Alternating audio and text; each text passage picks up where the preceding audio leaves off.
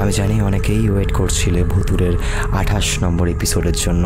শুরুতেই সবার কাছে ক্ষমা চেয়ে নিচ্ছি, কারণ আগের সপ্তাহে আমি কোনো এপিসোড আপলোড করতে পারিনি। তার পেছনে অনেকগুলো কারণ রয়েছে এবং তাদের মধ্যে অন্যতম কারণ যেটা, লাস্ট উইকে ইউটিউবে একটি পডকাস্ট চ্যানেল থেকে আমাকে ডাকা হয় এবং সেখানে ওদের সাথে আমার রিয়েল হরর এক্সপিরিয়েন্স শেয়ার করার জন্য বলা হয়। তো এগুলো নিয়েই তাদের সাথে একটু ব্যস্ত হয়ে পড়েছিলাম আগের সপ্তাহে। আপকামিং 3টে এপিসোড আসতে চলেছে ওই পডকাস্ট চ্যানেলে এবং তোমরা সেখানে আমাকে দেখতে পাবে ভূতের গল্প করতে। আরও বিভিন্ন নতুন ধরনের জিনিস তোমরা জানতে পারবে আমার বিষয়ে। আর বেশি কিছু বলবো না, এই পডকাস্ট রিলেটেড আপডেট হয়তো তোমরা আরও পেতে চলেছো কয়েকদিনের মধ্যেই। জানতে চোখ রাখো ভূতুরে চ্যানেলের কমিউনিটি সেকশনে। চলো বেশি কথা না বাড়িয়ে শুরু করা যাক আজকের এপিসোড নম্বর 28। ঘটনা পাঠিয়েছেন দ্বিতীয়বারের মতো সুদূর বাংলাদেশ চট্টগ্রাম থেকে। যেমনভাবে লেখা আছে আমি ঠিক তেমনভাবেই শুরু করছি। ভুতুড়ে কোনো আসরে গল্প নয়, সত্যি ঘটনায় অশরীরীর ভয়। নমস্কার, আমি আফসানা বাংলাদেশ চট্টগ্রাম থেকে ঘটনা পাঠিয়েছি। এর আগে আমার পাঠানো ঘটনা আপনি পড়ে শুনিয়েছেন, তাই এইবার আরও একটি ঘটনা কালেক্ট করে আপনাকে পাঠালাম। আশা রাখি অনেকটাই ভয় পাবেন আর শ্রোতারাও শুনে বেশ ভয় পাবে। আমি আমার ছোট মামার কর্মজীবনে ঘটে যাওয়া একটি ভৌতিক ঘটনা লিখে আপনাকে পাঠালাম। শোয়েব ছিল খুব শান্ত স্বভাবের ছেলে এবং অফিসের কারোর সাথেই শোয়েব তেমন একটা কথাবার্তা বলতো না। আমি অফিসে গিয়ে দেখতাম সে সবার আগে চলে এসেছে এবং নিজের মতো নিজের ডেস্কে বসে কাজ করছে, আর কাজ শেষে নিজেই নিজের মতো কারোর সাথে কথা না বলেই বাড়ি চলে যাচ্ছে। এই ব্যাপারটা আমাদের সবারই খুব আজব লাগতো। এভাবে কয়েকদিন যাওয়ার পর একদিন শোয়েবের জন্মদিন চলে আসে। অফিসের সবাই ওর জন্য সারপ্রাইজ প্ল্যান করে। জন্মদিন উপলক্ষে আমিও অফিসের বাকি কয়েকজন কলিগদের সাথে শোয়েবের আসার আগেই অফিসে চলে আসি কেক নিয়ে। যথারীতি শোয়েব অফিসে আসার পর আমরা সবাই তাকে অনেক গিফট দিতে থাকি, অনেক উইশ করতে থাকি, কিন্তু শোয়েব কিছুই নিতে চাইছিল না আর কারোকে কোনো রিপ্লাই বা কথার উত্তর দিচ্ছিল না। ওকে দেখে স্পষ্ট বোঝা যাচ্ছিল যে শোয়েব খুবই বিরক্ত হয়ে রয়েছে কোনো কিছুতে। সেদিন সে আমাদের আনা কেকটাও কাটল না আর কারোর সাথে কোনো রকম কথা না বলেই ও নিজের মতো কাজ সেরে বাসায় চলে যায়। এই ব্যবহারের পর অফিসের সবাই শোয়েবের ওপর খুব মনক্ষুণ্ণ হয়, যার জন্য অফিসের সবাই ওর সাথে কথা বলা বন্ধ করে দেয়। শোয়েব শুধুমাত্র অফিসের বসের সঙ্গেই কথা বলতো, প্রয়োজন ছাড়া শোয়েব কারোর সঙ্গেই কথা বলতো না। তার মধ্যে একটা জিনিস যেটা আমি লক্ষ্য করি, আমি যখন অফিসে জয়েন করি তখন শোয়েবের চেহারা বেশ ভালোই ছিল, কিন্তু কিছুদিন যেতে না যেতেই আমি লক্ষ্য করি শোয়েবের শারীরিক অবস্থার অবনতি হচ্ছে। সে যেন প্রতিদিনই একটু একটু করে শুকিয়ে যাচ্ছে আর চোখ দুটো যেন দিন দিন কোঠরের ভেতরে ঢুকে যাচ্ছে। ওকে দেখে মনে হচ্ছিল ওর শরীর যেন জলজ্যান্ত একটা কঙ্কাল আর তার শরীরে যেন একটা চামড়া মোড়া। এইরকম শোয়েবকে আরও কিছুদিন লক্ষ্য করি আর দেখি ওর শরীর যেন শুকিয়ে যাচ্ছে, কোনো উন্নতি চোখে পড়ছে না। তার কিছুদিন পর যেতেই আমি অফিসে শোয়েবকে আর দেখতে পাচ্ছিলাম না। তারপর প্রায় 1 সপ্তাহ পর শোয়েবের ডেস্কে অন্য একজনকে দেখে আমার শোয়েবের কথা মনে পড়তে থাকে। অফিসে খোঁজ নিতে গিয়ে জানতে পারি শোয়েবের চলে যাওয়ায় কেউ কোনো খোঁজ নেওয়ার চেষ্টাও করেনি, বরং ও চলে যাওয়ায় সবাই খুব খুশি হয়েছে, কারণ এরকম আনসোশ্যালাইজড লোককে কেউ কোনোদিন পছন্দ করেন না। শোয়েবের চেহারার অবনতিটা আমি ভালোই লক্ষ্য করছিলাম, তাই আমার কিছুটা মায়া পড়ে গিয়েছিল ওর ওপর। তাই পরের দিন অফিসে গিয়ে বসকে শোয়েবের কথা জানতে যাওয়ায় তিনি আমাকে জানান শোয়েব চাকরি ছেড়ে ওর নিজের দেশের বাড়ি চলে গেছে, তাই ওর কথা না ভেবে তুমি নিজের কাজে মন দাও। আমি যথারীতি বসের এসব কথা পাত্তা না দিয়ে শোয়েবের নম্বরে কল করি এবং শোয়েবের বাবা কলটি রিসিভ করেন। আমি শোয়েবের প্রাক্তন কলিগ বলে পরিচয় দিই।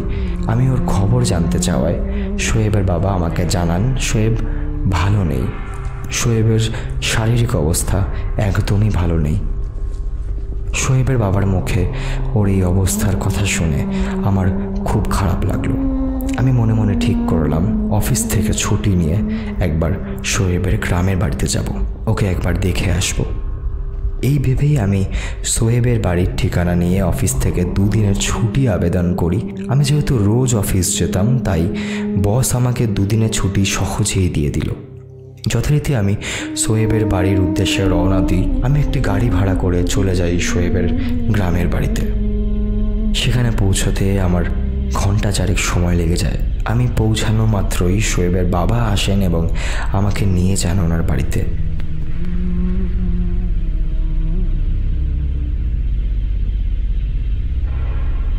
সোহেবের বাড়িতে গিয়ে সোহেবকে দেখে আমি আমার নিজের চোখে বিশ্বাসই করতে পারছিলাম না। দেখি বিছানার মধ্যে পড়ে রয়েছে সোহেবের কঙ্কালসার দেহটি। সোহেবের এই অবস্থা দেখে আমি অনেকটাই চিন্তিত হয়ে পড়লাম। কয়েকদিনের ব্যবধানে কারোর শারীরিক অবস্থার এতটা অবনতি হতে পারে তা আমি ভাবতেও পারিনি।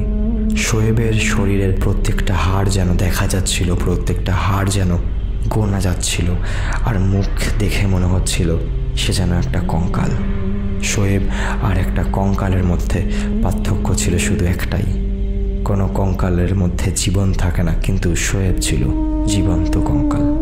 আমি সোহেবের কাছে গিয়ে বসি এবং ওর সাথে কথা বলার চেষ্টা করি, কিন্তু সোহেব আমার কথার কোনো উত্তরই দেয় না। এরপর আমি সোহেবের বাবাকে জিজ্ঞাসা করি যে ওর কোনো রোগ হয়েছে কিনা, আর যদি কোনো রোগ হয়ে থাকে তো ওর কোনো চিকিৎসা করানো হয়েছে কিনা। আমার প্রশ্নের উত্তরে সোহেবের বাবা আমাকে জানালেন যে সোহেবকে নাকি অনেক জায়গায় অনেক ডাক্তার দেখানো হয়েছে, কিন্তু রিপোর্টে সবই নর্মাল রয়েছে, তাই কোনো রোগ ধরা পড়ছে না। সোহেবকে এক ডাক্তার থেকে অন্য ডাক্তার দেখানো হচ্ছিল, কোনো কাজ হচ্ছিল না। সোহেবকে যখন বাড়িতে ডাক্তার দেখতে আসেন তখন সোহেবের এই অবস্থা দেখে তারা চমকে যান এবং জানতে চান যে রিপোর্টে যার সম্বন্ধে লেখা রয়েছে সেই বিছানায় পড়ে থাকা মানুষটি কিনা। সব কিছু করার পরে ডাক্তাররা দেখে সোহেবকে জানান তাহলে আর তো কিছুই করার নেই, সোহেবের কেন এরকম হচ্ছে এর উত্তর ডাক্তারদের কাছেও নেই। যেহেতু ডাক্তার দেখিয়েও কোনো কিছু হচ্ছিল না, তাই সে সোহেবের কাছে জানতে চান যে তার সাথে কোনো খারাপ কিছু হয়েছে কিনা। তবে সোহেব তার বাবার উত্তরে কিছুই জানায় না। সোহেবের বাবার মুখ থেকে এসব শোনার পর আমার খুব রাগ হয় সোহেবের ওপর, কারণ কোনো কথাও না বলাটাই কোনো কিছুর সমাধান না। এইসব ভাবতে ভাবতে আমি তারপর সোহেবের কাছে গিয়ে বসি এবং সোহেবকে নিজে মুখে জিজ্ঞাসা করি যে আপনার কি হয়েছে সোহেব? আপনি যদি কথা না বলেন তাহলে আপনার বাবা মা আপনার চিকিৎসা কিভাবে করবেন?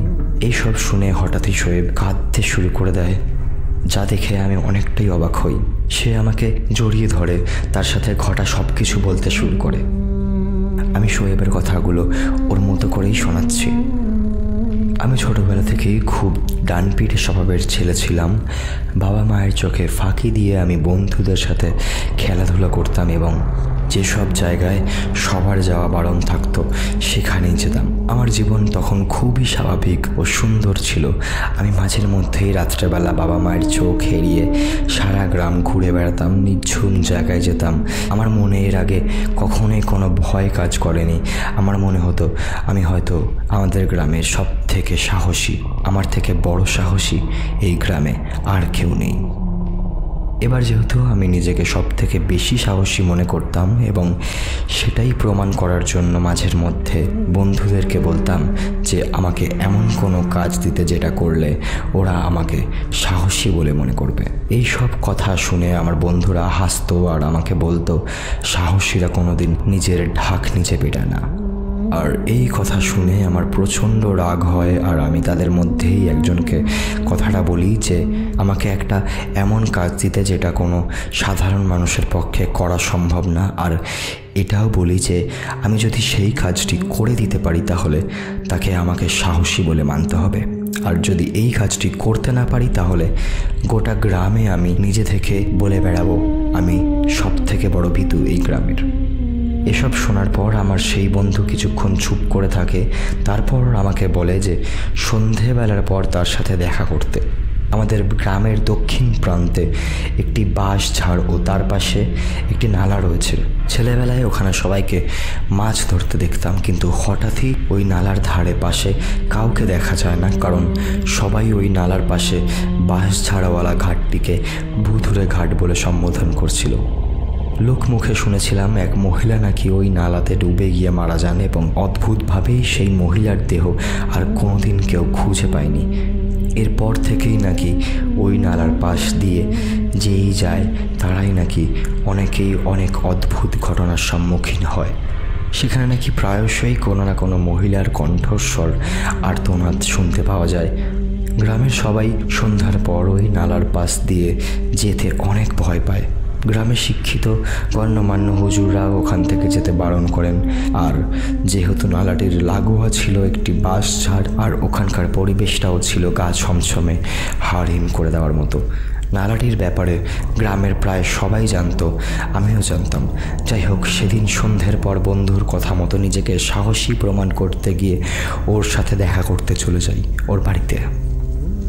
সেখানে যাওয়ার পর ও আমাকে বলে আমাকে ওই নালার বাঁশঝাড়ের ঘাটের এপার থেকে ওপারে যেতে হবে নৌকা টেনে নিয়ে, ঠিক রাত 12টার পর। এবং এটাও বলে যে দূর থেকে আমাকে ও লক্ষ্য করবে, আমি নালার এপার থেকে ওপারে ঠিকভাবে পৌঁছেছি কিনা সেটা দেখার জন্য। বন্ধুর কথা শুনে আমি এক কথায় রাজি হয়ে যাই, কারণ তখন আমার মাথায় চলছিল যে যেভাবেই হোক আমাকে এই গ্রামের সব থেকে সাহসী নিজেকে প্রমাণ করতেই হবে। কিন্তু সত্যি বলতে কোনোদিনও ভাবতেই পারিনি যে আমার এই ইচ্ছাটাই একদিন আমার জীবনের কালো আধার নিয়ে আসবে। আমার সেই বন্ধুর কথা মতোই সেদিন রাত ঠিক 12টার পর বাবা মা ঘুমিয়ে পড়লে আমি চলে আসি আমার বন্ধুর বাড়িতে এবং তাকে ডাকি ও দুজন মিলে চলে যাই ওই নালার দিকে। রাস্তা দিয়ে হেঁটে যেতে যেতে আমার বন্ধু আমাকে বারবার সাবধান করতে থাকে যে এখনও সময় রয়েছে, আমি চাইলেই কাজটি থেকে বিরত থাকতে পারি। কিন্তু আমি ছিলাম নাছোড়বান্দা। আমি যেভাবেই হোক নিজেকে সবার থেকে বেশি সাহসী প্রমাণ করতে চেয়েছিলাম। আর যেহেতু বন্ধুর বলা অসম্ভব কাজটা আমার খুবই সহজ মনে হয়েছিল, তাই আমি আমার বন্ধুকে চুপ থাকতে বলি। একসময় আমরা পৌঁছাই ওই নালার সামনে। যখন আমরা ওই নালার কাছে গিয়ে পৌঁছাই, ঠিক তখনই আমি আমার বন্ধুর মধ্যে একটা আজব ভয় লক্ষ্য করি। নালাটি আমার বন্ধুর থেকে অনেকটাই দূরে ছিল, কিন্তু তাও যেন সে বারবার কোনো অজানা ভয়ে আটকে উঠছিল এবং আমাকে বারবার সেখানে যেতে বারণ করছিল। কিন্তু আমি তখন কথা না শুনেই একরকম জেদ করে আমার বন্ধুকে বলি, তুই এখানেই দাঁড়া, আমি তোর দেওয়া কাজটা শেষ করেই ফিরে আসছি। এই বলে আমি যখন ঠিক পাড়ে গিয়ে দাঁড়াই, বাঁধা নৌকাটার কাছে পৌঁছাই, তখন কেমন যেন একটা ভয় ভয় ভাব আমার মধ্যেও কাজ করা শুরু করে দিয়েছিল। হালকা চাঁদের আলোতেই আমি যা দেখতে পেলাম, নালার পানি তখনও একদম শান্ত, কিন্তু আমি যখনই পাড়ে বাঁধা নৌকাটা খুলে সেইটার ওপর চেপে ওপারে হওয়ার উদ্দেশ্যে রওনা দিই, অদ্ভুতভাবে আমার সঙ্গে একটা কাণ্ড ঘটে। আমি কোনোভাবেই নৌকাটিকে নিয়ে সামনের দিকে এগোতে পারছি না, যেন কোনো এক অজানা শক্তির টানে আমার নৌকাটা এগোতে পারছে না। কিন্তু আমার মাথায় চলছিল নিজেকে সাহসী প্রমাণ করার চিন্তা। এটাই সুযোগ, এটাকেই কাজে লাগাতে হবে, আমাকে ওই পারে পৌঁছতেই হবে। আমি আর 7-5 না ভেবে আমি আবার আমার সমস্ত শক্তি দিয়ে নৌকাটিকে টেনে ওই পারে নিয়ে যাওয়ার চেষ্টা করতে থাকি। যেহেতু আমি একাই ওই নৌকায় ছিলাম, তাই কাজটা খুবই কঠিন মনে হতে শুরু করেছিল এক সময়। কিন্তু ঠিক সেই সময় আমার কানের কাছে কেউ যেন একটা ফিসফিস শব্দে বলে উঠল, পারবি না যেতে, এখান থেকে তুই কোথাও যেতে পারবি না। হঠাৎ করে এইসব শুনে আমি একটু চমকে উঠি। নিজের মনকে বোঝানোর চেষ্টা করি যে এটা আমার সবটাই মনের ভুল। বন্ধু সারা রাস্তায় ভয় দেখালো, হয়তো ওই ভয়ে আমার মনে এখনও কাজ করছে। যাই হোক, নিজেকে মানিয়ে আবার চেষ্টা করতে থাকি যদি কোনোভাবে নৌকাটিকে টেনে ওই পারে নিয়ে যাওয়া যায়। এমন সময় কেউ একটা আচমকা ধাক্কা মারলো আমাকে এবং আমার হাত থেকে নৌকার দাঁড়টি জলে পড়ে গেল এবং অদ্ভুতভাবেই আমার হাতটা অনেকটা কেটে গেল এবং আমি সেই ফিসফিস শব্দে কাউকে যেন বলতে শুনি, নিজের জীবন নিয়ে তো যেতেই পারবি না, তুই পারবি না, পারবি না। এত কিছু কিছুর পর আমি প্রচণ্ড ভয় পেয়ে দৌড়ে নৌকা থেকে উঠে জলের পাড়ে চলে আসি এবং আমার বন্ধুর কাছে দৌড়ে গিয়ে দাঁড়াই। আমার বন্ধু আমাকে ওই রক্তারক্তি অবস্থায় দেখে কোনো রকমে আমাকে ওই রাতে বাড়ি দিয়ে আসে। সত্যি ওর সহযোগিতায় আমি যেন সেদিন আবার আমার জীবন নিয়ে বাড়ি ফিরতে পেরেছিলাম। যেহেতু বাড়িতে সবাই জানতে চাইবে হাতে কি হয়েছে, তাই সবার আগে বাড়িতে পৌঁছে আগে হাতে গামছা জড়িয়ে রাখি এবং মা জানতে চাওয়ায় বলি রাতে গোসল করতে গিয়ে কুয়োর পাড়ে হোঁচট খেয়ে পড়ে যাওয়ায় আমার হাত কেটে গিয়েছে। এরপর বেশ অনেক দিন অতিবাহিত হয়ে যায়। আমি লেখাপড়ার উদ্দেশ্যে গ্রাম ছেড়ে শহরে চলে আসি এবং সব কিছুই ঠিকঠাক থাকায় ওই ঘটনার কথা আমি প্রায় ভুলেই গিয়েছিলাম। লেখাপড়া শেষ করে যখন চাকরি পাই তার ঠিক আগে আমি একবার গ্রামে ঘুরতে আসি এবং আমার সেই বন্ধুর সাথে দেখা হলে সে আমাকে দেখে হাসাহাসি করতে থাকে আর সেদিনের কথা মনে করিয়ে দেয়। আমি কৌতূহল নিয়ে তাকে তখন বারবার জিজ্ঞাসা করতে থাকি যে এতবার নৌকাটিকে এগোনোর চেষ্টা করলাম সেটা সে দেখেছে কি না। আমার বন্ধু তাতে হাসতে হাসতে বলে আমি নাকি তাকে ভয় দেখানোর চেষ্টা করছি। তখন আমি ওকে বলি আমি ওকে কোনো রকম ভয় দেখানোর চেষ্টা করছি না, সেদিন কেউ যেন আমাকে ধাক্কা মেরে নালায় ফেলে দেওয়ার চেষ্টা করছিল। তাকে ও দেখেছে কি না এই প্রশ্ন করতে আমার বন্ধু আমাকে বলল সে দূর থেকে আমাকে লক্ষ্য করছিল, কিন্তু অবাক করা বিষয় হলো আমার আশেপাশে কেউ তো ছিল না, তাহলে কেই বা আমাকে ধাক্কা মারবে। আমি কৌতূহলবশত সেদিন বিকালে ওই নালার পাশে যাই এবং ওই নৌকা নিয়ে ঘাট পারাপার করি আর বাড়ি ফিরে আসি। মনে মনে ভাবি সবটাই হয়তো আমার মনের ভুল ছিল, যথারীতি আমি সেদিন ঘুমিয়ে পড়ি। তারপর পরের দিন সকালে যখন উঠি আমি লক্ষ্য করি শারীরিক গঠনের মধ্যে আমার কিছু পার্থক্য এসেছে এবং হঠাৎই আমি খুব দুর্বল অনুভব করতে শুরু করেছি। এসব নিয়ে বেশি কিছু না ভেবে পরের দিন সকালে মায়ের বানানো মাছ মাংস খেয়েও আমি সুস্থ অনুভব করছিলাম না। দিন দিন আরও যেন দুর্বল হয়ে যাচ্ছিলাম। আমি ভাবলাম কাজবাজ করে থাকা অভ্যেস, হয়তো এখন সারাদিন শুয়ে বসে আছি তাই হয়তো এরকম মনে হচ্ছে, আবার কাজের মধ্যে থাকলে হয়তো সব ঠিক হয়ে যাবে। এটা ভেবে আমি আবার কর্মক্ষেত্রের উদ্দেশ্যে রওনা দিই। শহরে আমি কয়েকজনের সাথে একটি ফ্ল্যাট শেয়ার করে থাকতাম। অফিস থেকে ফিরে এসে রাতের খাবার খাওয়ার পর আমি আমার শরীরের খুব দুর্বল অনুভব করতে শুরু করি। কারোর সাথে দেখা না করেই আমি সেই রাতে ঘুমিয়ে পড়ি। পরের দিন সকালে আমার ফ্ল্যাটমেটরা আমাকে দেখে চমকে যায়। ওরা বলে আমি নাকি অনেকটাই শুকিয়ে গিয়েছি। আমার এই কথাটা শুনে অবাক লাগেনি, কারণ এটা আমি আমার নিজের চোখেও দেখতে পাচ্ছিলাম। তাই সেদিন অফিস শেষে আমি ডক্টরের কাছে যাই এবং আমি ডক্টরকে সব কিছু জানাই। উনি কিছু রক্ত পরীক্ষা করতে দেন এবং এগুলোর রিপোর্ট আগামীকাল আমাকে নিয়ে আসতে হবে তার কাছে বলে তিনি জানান। আমি পরের দিন ডাক্তারের কাছে গেলে তিনি সমস্ত পরীক্ষার রিপোর্ট চেক করে বলেন তোমার রক্ত শূন্যতা রয়েছে, তাই আমাকে বেশি করে শাক সবজি ভিটামিনে মাংস খেতে হবে, এতে হয়তো কিছু উপকার আমি পাবো। তাই সেদিন বাড়ি ফেরার পথে আমি কিছু শাকসবজি, ফল মূল ও কয়েক কেজি মাংস কিনে নিয়ে বাসায় আসি। ভাত দিয়ে খেয়ে আমি শুয়ে পড়ি।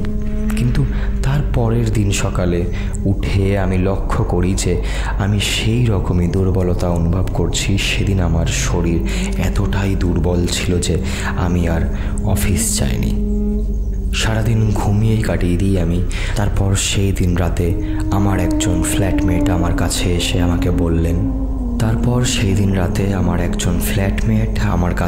আমাকে বলল বেশ কিছুদিন ধরে আমার ঘর থেকে নাকি রাতের বেলা অদ্ভুত কী সব আওয়াজ শুনতে পাওয়া যাচ্ছে। আমি বাড়ি থেকে ফিরে আসার পর থেকেই এমনটা হচ্ছে। আমি তাকে জানাই যে আমি রাতের বেলা ঘুমিয়ে পড়ি, তাই সাধারণত কোনো আওয়াজ হওয়ার কথা না। কিন্তু তাও আমার ফ্ল্যাটমেট আমাকে বারবার একটাই কথা বলতে থাকে যে অনেকজনই সেই আওয়াজ শুনতে পেয়েছে, শুধু দরজা বন্ধ থাকায় তারা কিছু দেখতে পায়নি। আমার ফ্ল্যাটমেটের কথা শুনে আমি একটু না অনেকটাই অবাক হই আর মনে মনে ভাবি আমি যদি আমার রুমে রাতের বেলার আওয়াজটা কিসের জানতে পারি, তাহলে হয়তো আমি আমার শরীরের হঠাৎ করে এই দুর্বলতার কারণও হয়তো জানতে পারবো। তাই সেদিন রাতে আমি আমার ফ্ল্যাটমেটকে দিয়ে অনেক পরিমাণে চা কফি আনিয়ে রাখি এবং চা কফি খেয়ে যাতে ঘুম না আসে তার প্রস্তুতি নিই।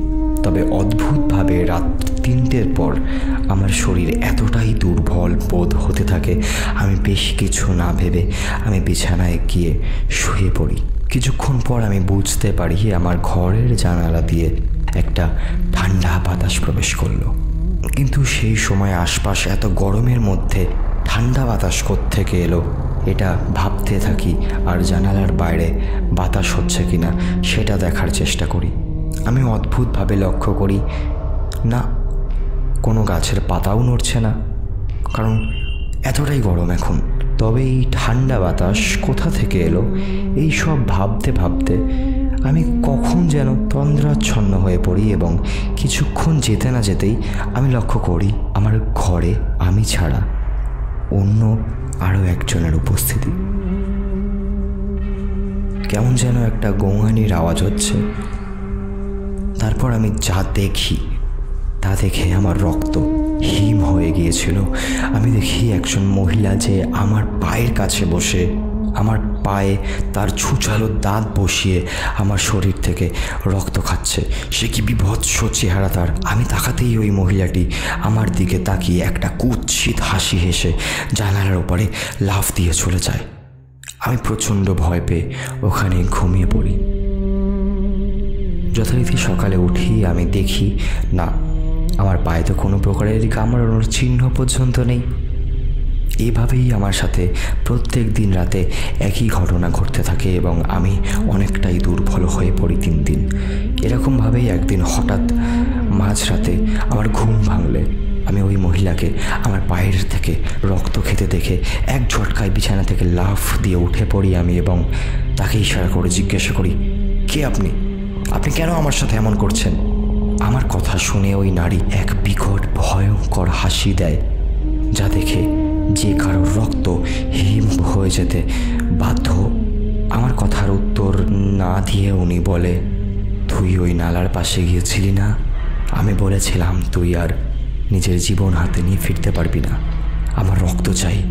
আরও অনেক কিছু বলেন এবং আমার দিকে তাকিয়ে এক বিকৃতি হাসি দিয়ে কোথায় যেন বাতাসের মধ্যে ওই নারী মূর্তি মিলিয়ে গেল। এরপর যত দিন যায় আমার অবস্থা আরও খারাপ হতে শুরু হলো। আমি চাকরি ছেড়ে দিয়ে গ্রামের বাড়ি চলে আসলাম। শোয়েবের এই কথা শুনে আমি শোয়েবকে জিজ্ঞাসা করি, এত কিছু ঘটে গেছে, তাও তুমি কেন তোমার পরিবারকে এইসব জানাওনি? তার উত্তরে শোয়েব বলল, সেই পিশাচরূপী নারী মূর্তি নাকি শোয়েবকে বলেছে যে এই সব কথা শোয়েব যাকেই বলবে ওই পিশাচ নাকি তাকেও এভাবেই মেরে দেবে। এই সব শোনার পর আমি শোয়েবের বাবাকে জানাই যে শোয়েবের যা হয়েছে এটা কোনো মেডিকেল সায়েন্স দিয়ে ঠিক করা যাবে না, তাই আমাদের যত তাড়াতাড়ি সম্ভব এলাকার কোনো বড় ইমামের সঙ্গে যোগাযোগ করতে হবে, শোয়েবকে তার কাছে নিয়ে যেতে হবে। যেমন কথা তেমন কাজ। শোয়েবের বাবা ওই গ্রামের একজন বড় ইমাম সাহেবকে শোয়েবদের বাড়িতে ডাকেন এবং শোয়েবের সাথে ঘটনা তাকে জানালে তিনি কিছু তাবিজ দেন এবং এটাও জানান যে শোয়েব যাকে দেখেছিল সে কোনো নারী ছিল না, সে ছিল রক্তখেকো এক পিশাচ জিন। এই জিনেরা যার রক্ত খায় একবার, তার শরীরের সম্পূর্ণ রক্ত না খেয়ে নেওয়া অবধি সে ওই মানুষকে ছাড়ে না। এরা এভাবেই রক্ত খেয়ে বেঁচে থাকে। শোয়েব যেদিন নালায় গিয়েছিল সেদিন তার হাত কেটে যাওয়ায় তার রক্ত ওই নালার পানিতে মিশে গিয়েছিল এবং সেই রক্ত ওই পিশাচ পান করে। আর তারপর শোয়েব শহরে চলে যাওয়ায় ওই পিশাচ শোয়েবকে আর খুঁজে পায়নি। তবে এতদিন বাদে যখন শোয়েব আবার ওই নালার কাছে গিয়ে নালা এবার ওপার করে ফেলল, ওটাই হয়ে গেল শোয়েবের সবথেকে বড় ভুল। এই জিন তাই শোয়েবের সমস্ত রক্ত না খাওয়া অবধি শোয়েবকে ছাড়বে না। এসব কথা শুনে আমি আর শোয়েবের বাবা বেশ ভয় পেয়ে যাই এবং হুজুরকে বারবার অনুরোধ করতে থাকি ওকে সুস্থ করে তুলে দেওয়ার জন্য। এরপর হুজুর জানান হয়তো কোনো উপায় আছে শোয়েবকে বাঁচানোর, তবে আগের অবস্থায় তাকে সে ফিরিয়ে আনতে পারবে না। এই বলে তিনি 3টি তাবিজ দেন আর বলেন একটা শোয়েবের গলায় পরাতে এবং রাত ঠিক 3টের সময় ওই নালায় গিয়ে আরেকটি তাবিজ ওই নালার জলে ফেলে দিয়ে আসতে এবং ওই হুজুর তার সাথে সাথে আমাকেও একটি তাবিজ পরিয়ে দেন। হুজুর বলেন 41 দিন পর্যন্ত এই তাবিজ আমরা কেউ খুলতে পারবো না, আর শোয়েব ওর তাবিজ কখনোই শরীর থেকে খুলতে পারবে না। হুজুর এটাও বলেন শোয়েব যদি এই তাবিজ খোলে তাহলে ওই পিশাচ আবার আসবে, আর এইবার ওর সব রক্ত খেয়ে চলে যাবে। হুজুরের কথা মতো আমি আর শোয়েবের বাবা রাত 3টের সময় ওই নালায় গিয়ে তাবিজটি ছুঁড়ে ফেলতেই লক্ষ্য করি ওই নালার পাশ থেকে একটি বিকট শব্দের চিৎকার শোনা যাচ্ছে। এরপর আমি আর শোয়েবের বাবা কোনো রকম সেই রাতে আমাদের কাজটি শেষ করে শোয়েবকে খাওয়া দাওয়া করিয়ে শোয়েবকে ঘুম পাড়িয়ে দিই। এখন সে এই রকমই কঙ্কালের মতো চেহারায় শুকিয়ে পড়ে থাকে, কোনো কাজ করায় ওর ক্ষমতা আর নেই। ও সারাদিন জানালার দিকে তাকিয়ে থাকে ফ্যাল ফ্যাল করে, আর বলতে থাকে যে ও নাকি সেই নারী ওয়াইভাবকে দেখতে পায় এখনও। সে নাকি ওর দিকে রাগান্বিত চোখে তাকিয়ে থাকে আর বারবার বলে, একদিন না একদিন আমি তোর সব রক্ত খেয়ে ফেলবো। কে জানতো নিজেকে সাহসী প্রমাণ করতে গিয়ে শোয়েব এমন একটা গণ্ডগোল ঘটিয়ে বসবে। এই ছিল শোয়েবের জীবনের একটি অদ্ভুত ঘটনা, যার কোনো সঠিক ব্যাখ্যা শোয়েবের নিজের কাছেই নেই। ভুতুড়ে কোনো আসরে গল্প নয়, সত্যি ঘটনায় অশরীরীর ভয়। সাহস তো আমরা অনেকেই অনেক ক্ষেত্রেই দেখাই, তাই না? তো আমার মনে হয় কিছু ক্ষেত্রে হয়তো আমাদের এই দুঃসাহসিকতা বা প্রয়োজনের অতিরিক্ত সাহস না দেখানোই উচিত বা মঙ্গলজনক বলে আমি মনে করি। আমাদের আশপাশে সবসময় পিশাচ বা বদ জিন এরা ঘুরে বেড়ায়, এদেরকে কিন্তু আমরা চোখে দেখতে পারি না। এরা আমাদের শুধুমাত্র ক্ষতি করার উদ্দেশ্যেই আমাদের আশেপাশে ঘুরতে থাকে। যেমন আজকের ঘটনায় জানতে পারলাম শোয়েব তার সাহসিকতার পরিচয় দিতে গিয়ে মজার ছলে তার জীবনে ডেকে আনে এক ঘোর বিপদ, এবং তার সুস্থ স্বাভাবিক জীবন পরিণত হয়ে যায় একটি ভয়ঙ্কর অভিজ্ঞতায়। তো এই ছিল আজকের ঘটনা, আজকের 28 নম্বর এপিসোড। তোমাদের কেমন লাগলো? আজকের ঘটনায় এসেছিল সুদূর বাংলাদেশ চট্টগ্রাম থেকে। যিনি পাঠিয়েছিলেন উনি এর আগেও আমাদেরকে ঘটনা পাঠিয়েছিলেন 19 নম্বর এপিসোডে। তোমরা যারা ঘটনাটা শুনছো তারা চাইলেই শুনে দেখতে পারো, যারা 19 নম্বর এপিসোডটি এখনও শোনোনি। আশা করি ঘটনাটি শুনে তোমাদের সবারই ভয় লেগেছে। যদি ভয় লেগে থাকে, যদি ভয় পেয়ে থাকো, সত্যি ভয় পেয়ে থাকো, তাহলে অবশ্যই ভিডিওটিকে লাইক করে দাও, ভিডিওটিকে শেয়ার করে দাও, আর যদি নতুন হও তাহলে চ্যানেলটিকে অবশ্যই সাবস্ক্রাইব করতে ভুলো না। আর আমি যেই শুরুতে পডকাস্টটির কথা বলছিলাম ওটির সম্বন্ধে আরও ডিটেলে আপডেট পেতে অবশ্যই ফলো রাখো ভুতুড়ে চ্যানেলের কমিউনিটি সেকশানে। এবং আমি কিন্তু মাঝের মধ্যেই বিভিন্ন শর্টস আপলোডের মাধ্যমে তোমাদেরকে অনেক আপডেট দিতে থাকবো। ওই পডকাস্টটিতে তোমরা শুনতে পাবে আমার জীবনে আমি পার্সোনালি কী হরর এক্সপিরিয়েন্স করেছি, আমার এক্সপিরিয়েন্স কেমন, ভূত দেখা, ভূত অনুভূতি করার এক্সপিরিয়েন্স আমার কেমন। আর আমি আরও একবার আপনাদের সবাইকে মনে করিয়ে দিই, ভুতুড়ে ঘটনা কিন্তু চাইলে আপনারাও পাঠাতে পারেন। আপনাদের জীবনে যদি এরকম ভয়ঙ্কর কোনো এক্সপিরিয়েন্স বা ঘটনা ঘটে গিয়ে থাকে, বা আপনাদের শোনা কোনো ঘটনা হতে পারে, আপনারা তো দেরি না করে যদি আপনার কাছেও এরকম কোনো ঘটনা থাকে অবশ্যই পাঠিয়ে দিন। তাহলে হয়তো পরবর্তী কোনো এপিসোডে আপনার ঘটনাটাও আমি ঠিক এভাবেই পড়ে সবাইকে শোনাবো।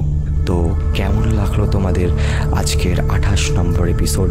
আশা করি অনেকেই শুনে ভয় পেয়েছো, অনেকেরই হয়তো গায়ে কাঁটা দিয়ে উঠেছে। আজ এত অবধি, দেখা হচ্ছে পরের একটি এপিসোডে। ততক্ষণের জন্য শুনতে থাকো ভুতুড়ে।